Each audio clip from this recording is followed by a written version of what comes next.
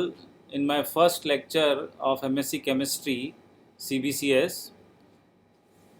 In third semester, I will be teaching you paper first, which is Advanced Spectroscopic Techniques. This chapter in unit first is very important because spectroscopy is very much important in determining the structure of the compounds. So we are going through this chapter, and this advanced spectroscopic techniques includes various types of spectroscopies such as UV visible spectroscopy, then NMR, then IR spectroscopy. All these types of spectroscopy are used for determining the structure. In this first lecture, I will be first discussing the syllabus. In the syllabus, the unit first is consist of UV and visible spectroscopy. In this chapter, we will first go through the various types of electronic transition. Electronic transition means there are several energy levels in which the electrons jumps from lower energy level to higher energy level, such as three types of energy levels are there, and three types of transitions are there. First is the rotational transition, second is the vibrational transition, and third is the electronic transition. So in this chapter, first we will go through the various types of electronic transitions. Then we will go to the fundamental of, or the principle of, ultraviolet and visible spectroscopy, which is based on Beer-Lambert law. Beer-Lambert law is basic law which deals with the absorbance, and we know that absorbance is directly proportional to path length and concentration of the solution. The first condition for UV and visible light visible spectroscopy is that in a visible spectroscopy the compound or the solution must be colored. So Beer-Lambert law is the basic principle for UV and visible spectroscopy. Then we will study about the effect of solvents on electronic transitions. We will also study about the UV spectra of carbonyl compounds, unsaturated carbonyl compounds. We will also study the lambda max for dienes, conjugated polyenes, and the most important Woodward-Fisher rules will also be discussed for conjugated dienes and carbonyl compounds. We will also go through the UV spectra of benzene and its derivatives, and in the last we will go through the applications of UV visible spectroscopy. So unit first we will be going to discuss in this lecture. The first thing which we want to discuss is, what do you mean by spectroscopy? Spectroscopy is the branch of science in which we study the interaction of electromagnetic radiation with matter, and matter includes solid, liquid, or gas. Then second thing which we must know is electromagnetic radiation, विद्युत चुंबकीय विकिरण. तो विद्युत चुंबकीय विकिरण की किसी भी द्रव्य के साथ में जो अंतरक्रिया होती है उसका अध्ययन हम स्पेक्ट्रममिति यानी स्पेक्ट्रोस्कोपी में करते हैं. अब इलेक्ट्रोमैग्नेटिक स्पेक्ट्रा क्या होता है? This electromagnetic spectra is a continuous spectra in which each region merge slowly into the next.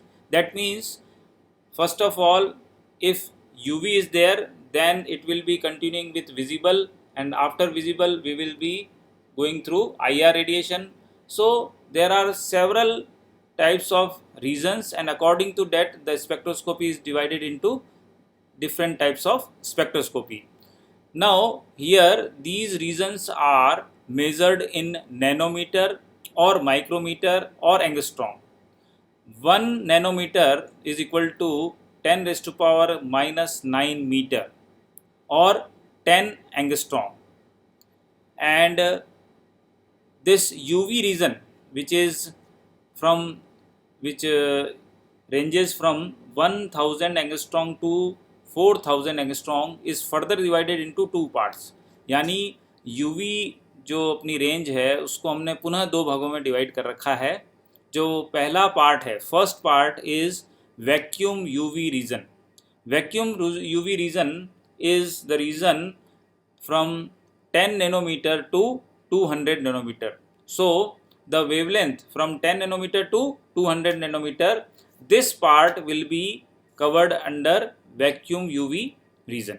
Second is near or quartz UV region, which is from 200 nanometer to 380 nanometer or 2000 angstrom to 3800 angstrom.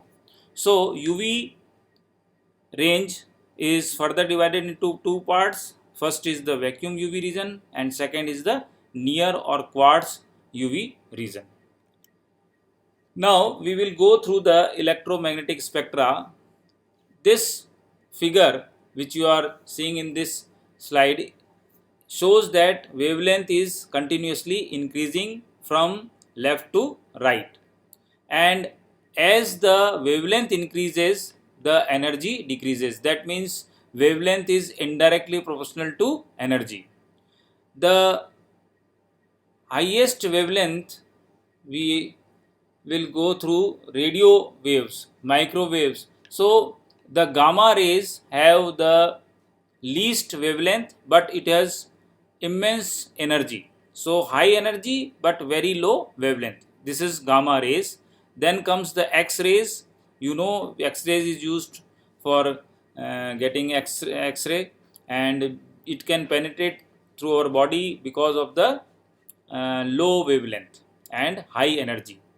Then after X-rays we come through the UV region, which is from 1000 to 4000 angstrom or 100 nanometer to 400 nanometer.